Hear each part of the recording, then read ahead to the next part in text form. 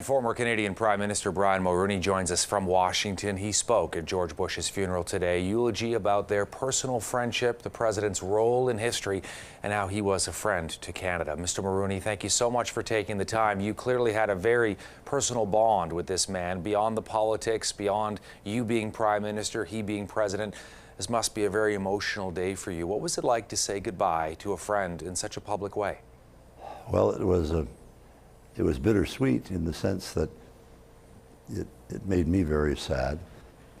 But on the other hand, what Jim Baker, not Jim Baker, but John Meacham and others mentioned today, that for George, this would be a happy time because he's reunited with Barbara and their little baby, Robin. So it was bittersweet, but I must say that from the perspective of Canada and our national interest, we've lost a big friend. When George was President of the United States, big things happened for Canada and with Canada. So I'm hoping this can be recaptured.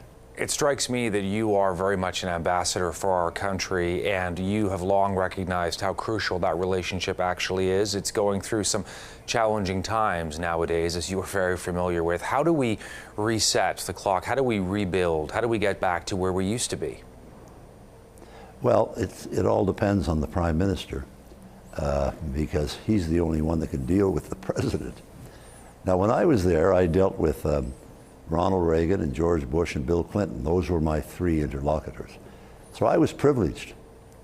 It was much easier for me than it is for the Prime Minister today, because of you know what's going on, and so the relationship of trust has been damaged, obviously, and the manner in which we talk to each other and about each other has changed enormously. That said, one can vote or not vote for the Prime Minister, like or not like his government. But one thing that no one can deny is that he is a gifted person with interpersonal skills. And if he applies all of that on a regular basis to Washington, I think that this relationship can be revived and even improved upon. So I'm not a pessimist about it, but I'm a realist. I know that if you want to get big things done in the world, you better have the President of the United States in your camp, or I can guarantee you not much is going to happen of historical significance.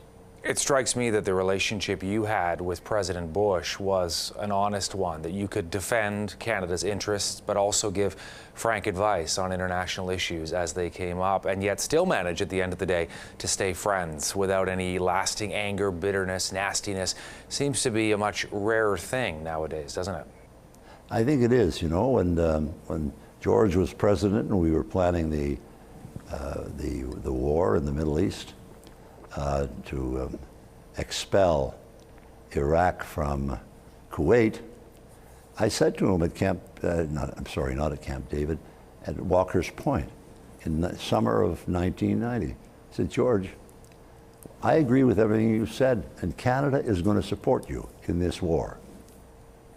But we will not support you unless you go to the United Nations and get a Security Council resolution authorizing this relationship. I said, Canada is not a superpower.